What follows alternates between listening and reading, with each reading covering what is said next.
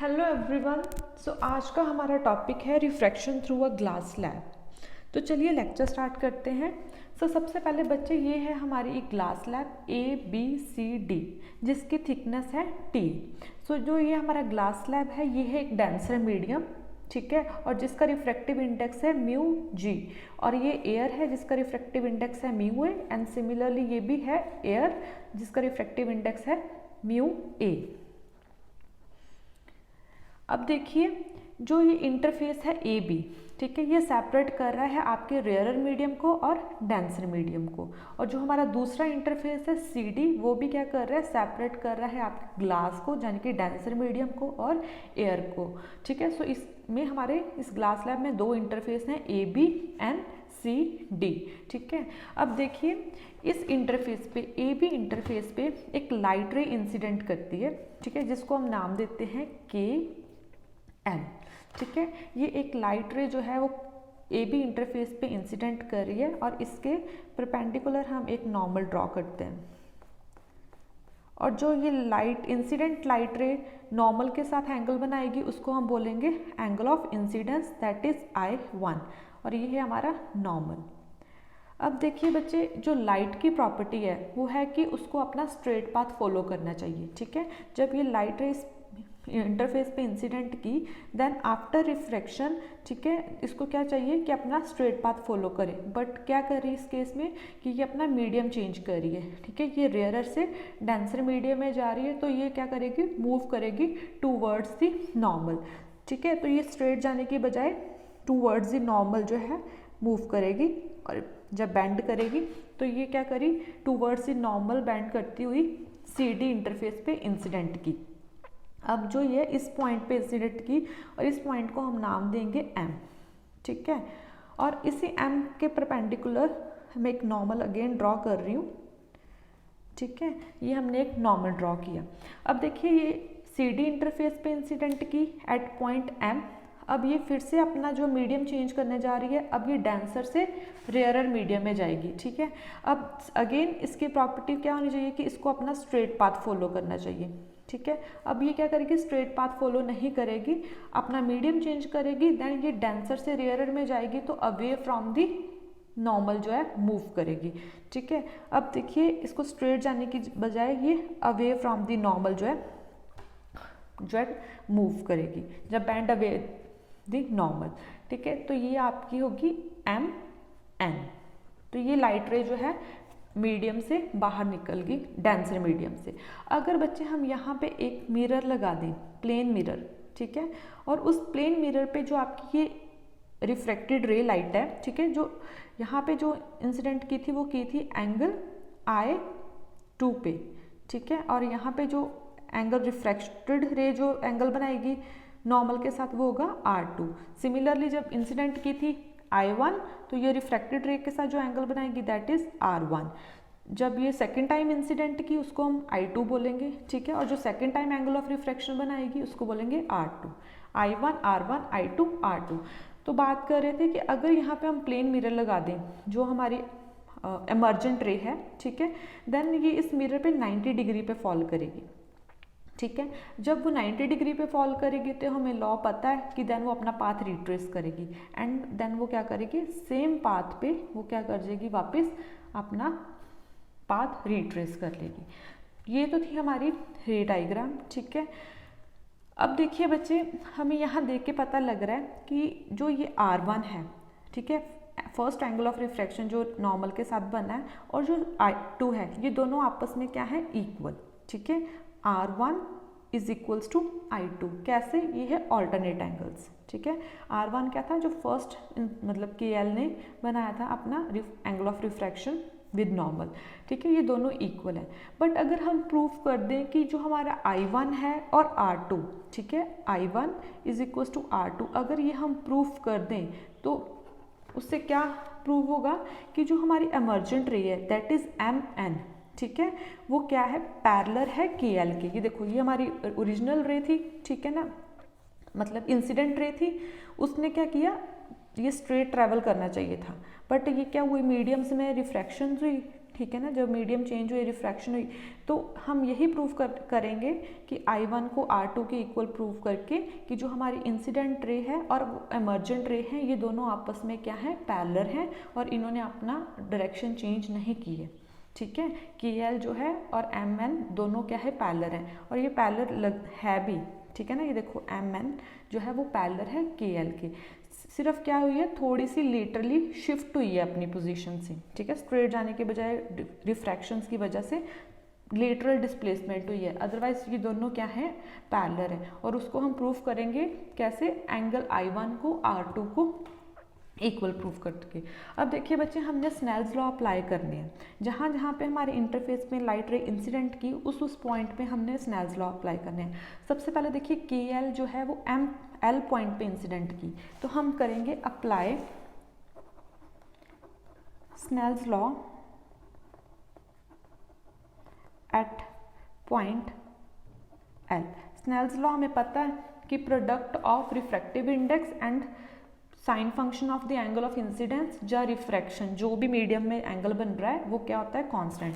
अब देखिए L point पे, इसमें हमारा रिफ्रैक्टिव इंडेक्स है म्यू A, एंगल है साइन I, तो यहाँ आएगा mu A into sine I is equals to, अब देखिए यहाँ रिफ्रैक्टिव इंडेक्स है म्यू G, एंगल कौन सा बन रहा है, R1, ठीक है, इंटू R1। ठीक है, अब देखिए sine I upon sine I1 upon sine R1 is equals to G upon mu A। ठीक है, इसको हम क्या लिख सकते हैं, म्यू AG। ठीक है, यानी कि refractive index of glass with respect to air, इसको मार्क करिए इक्वेशन फर्स्ट। देन अप्लाई करना है हमने, ये देखो ये KL अब सेकंड इंटरफेस पे यहाँ M पे इंसिडेंट की, अब हम अप्लाई करेंगे Snell's law at point M। तो यहाँ हम लिखते हैं apply Snell's law at point M। ठीक है, अब देखो LM जो रे है वो M पॉइंट पे इंसिडेंट की, सो स्नेल्स लॉ क्या है, mu G into so sine I2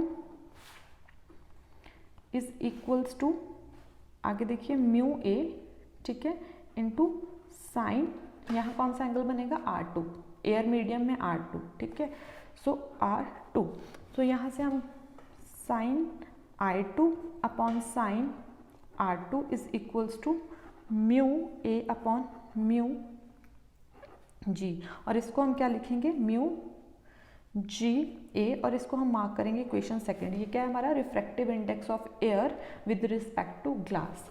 अब देखिए हमने दोनों पॉइंट्स पे स्नेल्स लॉ अप्लाई कर लिए हैं, L पे भी और M पे भी। ठीक है, mu A into sine I1 is equals to mu G sine R2, और ये था म्यू G यानी कि ग्लास का I2 and mu A R2 के साथ। तो ये हमारे दो इक्वेशंस आ गई हैं। अब देखिए जब लाइट रे जो है मीडियम से बाहर आ गई है, रेयर मीडियम से डेंसर में एंटर करेगी और मिरर पे इंसिडेंट की है।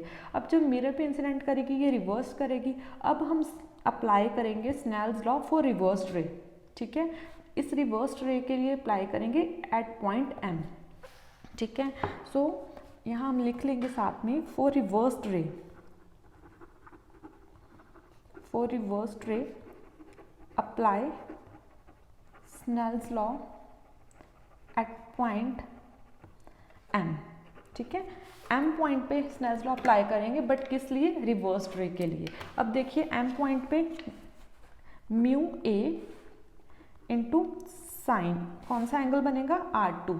ठीक है, इस मीडियम में कौन सा बन रहा है, R2, so sine function of R2 is equals to, वापस ग्लास में एंटर की थी रिवर्स करके, so mu G into sine I2।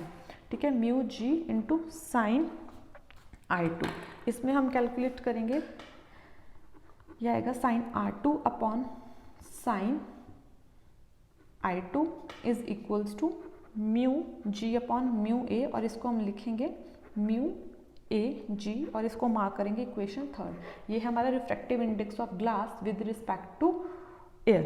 अब हम क्या करेंगे, दोनों इक्वेशंस को मल्टीप्लाई करेंगे, इक्वेशन सेकंड और इक्वेशन थर्ड। अब आप देख सकते हो कि जो लेफ्ट साइड है वो कैंसिल आउट हो जाएगी, क्योंकि sine I2 upon R2 multiply sine R2 upon sine I2, ये कैंसिल हो जाएंगी और ये दोनों को मल्टीप्लाई करके इक्वल्स टू 1 होगा। तो चलिए देखते हैं कैसे। Sine I2 upon sine R2 multiplied sine R2 upon sine I2 is equals to mu A multiply with mu A G. ठीक है, ये ऐसे आएगा, ये कैंसिल आउट हो गए। ठीक है, ये आ गया आपके पास 1 ए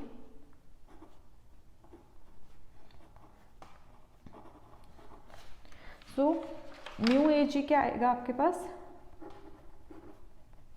1 अपॉन, यानी कि ये आपस में क्या है, इन्वर्सली प्रोपोर्शनल।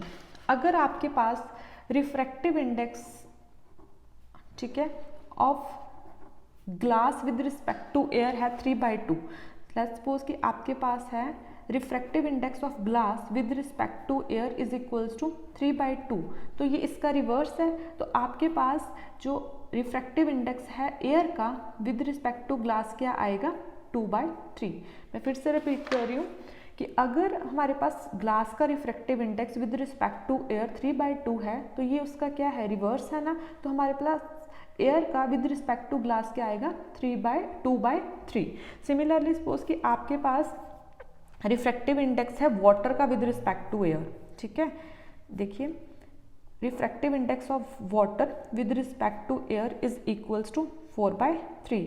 और अगर हमें कैलकुलेट करना हो refractive index of air with respect to water, तो वो हमारे पास क्या आएगा 3/4, क्योंकि ये दोनों क्या आपस में इनवर्स। ठीक है, इसी तरह होगा इज इक्वल्स टू 1 एयर का विद रिस्पेक्ट टू वाटर। सो इससे ये हमारा प्रूव हो जाता है। अब देखिए बच्चे, ये तो हमने प्रिंसिपल ऑफ रिवर्सिबिलिटी से दोनों को मल्टीप्लाई करके ये डिराइव किया है कि ये दोनों आपस में इन्वर्स हैं। ठीक है, अब हम इक्वेशन फर्स्ट एंड थर्ड को जो है इक्वेट करेंगे। फर्स्ट एंड इक्वेट को देखिए, जो इसकी राइट साइड है refractive index of glass with respect to air and refractive index of glass with respect to air, जो राइट साइड है ये दोनों सेम है, कैंसिल हो जाएगी। अब इक्वेट करेंगे sine I1 upon R1 is equal to sine R2 upon I2। तो यहाँ हम लिख रहे हैं फ्रॉम फर्स्ट एंड थर्ड, तो आएगा sine I1 upon R1 is equal to sine R2 upon sine I2। तो बच्चे जैसे कि मैंने ये आपको स्टार्टिंग में बताया था कि जो आपका एंगल R1 है और I2 ये दोनों इक्वल हैं। R1 एंड I2 कौन से एंगल्स हैं, ऑल्टरनेट एंगल। हमें इन एंगल्स को प्रूव करना है इक्वल, ताकि हम प्रूव कर सकें कि हमारी एमर्जेंट रे और इंसिडेंट रे दोनों पैरेलल हैं। सो हम और I2 और R1 इक्वल है, तो यहाँ हम पुट कर सकते हैं I2 की जगह पे R1।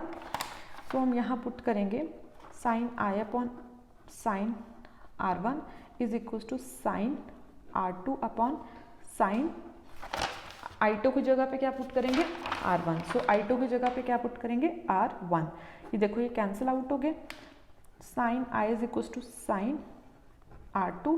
ठीक है, साइन फंक्शन भी cancel, I1 is equal to R2 prove हो गया। ठीक है, यानी कि दिस एंगल, ठीक है, एंड ये हमारा प्रूव हो गया I1 is equals to R2। इसका मतलब क्या है I1 is equals to R2 का, कि जो आपकी एमर्जेंट रे है उसने अपनी डायरेक्शन चेंज नहीं की है, वो पैरेलल ट्रैवल कर रही है किसके, आपके इंसिडेंट लाइट रे के। अब देखिए पैरेलल ट्रैवल कर रही है, अब ये सिंपली क्या की है, डिस्प्लेस्ड हुई है अपनी पोजीशन से। ठीक है ना, अपने ओरिजिनल पोजीशन से डिस्प्लेस्ड हुई है, तो उसको हम बोलते हैं लेटरल डिस्प्लेसमेंट। ठीक है, अब हम क्या करेंगे, ये इंसिडेंट रे को और जो ये आपका एम पॉइंट है इसको ज्वाइन कर देंगे। ठीक है, ये हमने ज्वाइन कर दिया परपेंडिकुलर। ठीक है, तो आपका जो लेटरल डिस्प्लेसमेंट है, ठीक है, उसका क्या फॉर्मूला रहता है, लेटरल डिस्प्लेसमेंट क्या होती है, एक परपेंडिकुलर डिस्टेंस होता है। ठीक है, इज द परपेंडिकुलर डिस्टेंस किसके बीच में, between the direction of incident ray and the emergent रे। अब देखिए यही मैंने एक परपेंडिकुलर जो है डिस्टेंस ड्रॉ किया है, ठीक है। ये देखिए ये थी आपकी इंसिडेंट रे और ये थी आपकी एमर्जेंट रे, ठीक है। इन दोनों में एक परपेंडिकुलर जो है डिस्टेंस ड्रॉ किया है और इसको हम बोलते हैं lateral displacement M N dash. ये आपकी एन थी ना, तो मैंने इधर इसको परपेंडिकुलर डिस्टेंस ड्रॉ कर दिया, तो ये आपका एम एन डैश क्या है आपकी लेटरल डिस्प्लेसमेंट। सो एम एन डैश क्या है आपकी लेटरल डिस्प्लेसमेंट, जो है एक perpendicular distance between the direction of incident ray and emergent रे। अब देखिए बच्चे ये था ना आपका R1, ठीक है, नॉर्मल का रिफ्रैक्टेड रे के साथ। अब ये आपके पास जो एंगल है ये है आपके पास डेल्टा, ठीक है, इसको हम बोलेंगे एंगल डेल्टा, ठीक है। सो एम एल और एन डैश ये है आपके पास एंगल डेल्टा, हम यहाँ लिखते हैं। अब हम बात करेंगे इक्वेशन, ठीक है, ये था ना आपके पास एम एल और एन डैश क्या था एंगल डेल्टा। अब हम ट्राइंगल लेंगे एम एल एन डैश, जो आप कह लो एल एम एन डैश, ठीक है। In triangle L M N dash इसमें हम फाइंड करेंगे साइन डेल्टा, ठीक है।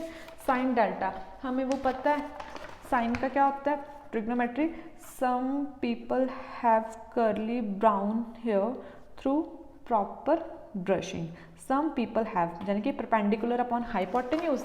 अब ये देखिए ये 90 डिग्री था, ठीक है, परपेंडिकुलर क्या है इस केस में आपका m n डैश और हाइपोटेन्यूज क्या है आपका l m। सो आपके पास साइन डेल्टा क्या आएगा m n dash upon l m, तो यही हम यहाँ लिखेंगे m n dash upon l m, ठीक है। और इसमें से हम क्या करेंगे एम एन डैश कैलकुलेट कर लेंगे, यानी कि हमारी लेटरल जो डिस्प्लेसमेंट है ये हमारे पास आएगा L M into sine delta. उसके बाद हम दूसरी एक और ट्राइंगल लेंगे, वो होगी हमारी triangle L L dash M, ठीक है, एल एल डैश एम। अब इसमें देखिए in triangle L L dash M, इसमें हम फाइंड करेंगे कोस R1, ठीक है, कोस R1, क्योंकि यहाँ हमारा एंगल कौन सा है R1। सो ये है हमारा परपेंडिकुलर, ठीक है, नॉर्मल था। सो कोस मतलब करली ब्राउन हेयर, ठीक है, करली ब्राउन हेयर यानी कि बेस अपॉन हाइपोटेन्यूज। अब हमारा बेस क्या है एल एल डैश और हाइपोटेन्यूज क्या है एल एम, ठीक है। तो यहाँ हम लिखेंगे करली ब्राउन हेयर L L dash upon L M. अब देखिए अब हम यहाँ क्या करेंगे, सो कॉज R1 क्या आया L L dash upon L M, और यहाँ से हम एल एम कैलकुलेट कर लेंगे, that is L L dash upon cos R1, ठीक है। और यही एल एम की वैल्यू इधर पुट कर देंगे, तो हमारे पास आएगा M N dash is equals to L L dash upon cos R1 into sine delta. L L dash क्या है हमारे पास, देखिए एल एल डैश ये है हमारे पास टी, ठीक है, that is thickness of the slab upon cos R1, और डेल्टा क्या है हमारे पास। अब देखिए ये डेल्टा, देखो जो ये एंगल है I1 ये किसके इक्वल है, ये पूरे एंगल की इक्वल, ठीक है, that is R1 plus delta, ठीक है। ये क्या है आपके पास I1 जो है ये किसके equal angle R1 plus angle delta, ठीक है। I1 is equals to R1 plus delta, क्योंकि ये पूरे का पूरा क्या है आपका ऑल्टरनेट एंगल, ठीक है। तो इसमें से हम डेल्टा कैलकुलेट कर सकते हैं, delta is equals to I1 minus R1, तो यही हम यहाँ पुट कर देंगे इस वैल्यू में, साइन I1 माइनस R1। सो ये आपका जो है रिजल्ट आ गया कि M N dash is equals to T upon cos R1 into sine I1 minus R1। अब देखिए एम एन डैश है आपकी लेटरल डिस्प्लेसमेंट, वो किसके डायरेक्टली प्रोपोर्शनल आ रही है टी के, that is thickness of slab. इसका मतलब कि जितनी ज़्यादा आपकी इसकी ग्लास स्लैब की थिकनेस होगी उतना ही ज़्यादा जो आपकी रे है वो क्या करेगी डिस्प्लेस्ड करेगी, उतनी ही ज़्यादा लेटरल डिस्प्लेसमेंट होगी, ठीक है। जो इस रिजल्ट से प्रूव हो रहा है कि जो आपकी लेटरल डिस्प्लेसमेंट है वो डायरेक्टली प्रोपोर्शनल है, इक्वल है किसके थिकनेस के, थिकनेस बढ़ती जाएगी, डिस्प्लेसमेंट जो है बढ़ती जाएगी, लेटरल डिस्प्लेसमेंट। और अगर थिकनेस कम होगी तो mn की वैल्यू भी क्या होगी, mn स्मॉल होगा तो डिस्प्लेसमेंट कम होगी। सो ये था हमारा आज का लेक्चर। आई होप आप सभी को क्लियर हो गया होगा। सो नेक्स्ट लेक्चर में हम पढ़ेंगे रियल एंड अपैरेंट डेप्थ के बारे में।